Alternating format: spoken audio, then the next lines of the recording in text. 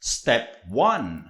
Sell any L2S seminar to 4 buyers at sila ang magiging 4 teammates o 4 na anak mo sa isa mong kitaan team.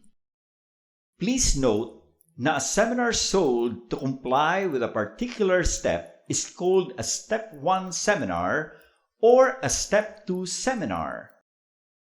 Sa isang kitaan team, you earn 1,000 pesos leadership bonus. Kung opportunity seminar ang inenrollan mo, 2 kitaan teams lang, balik na ang binayad.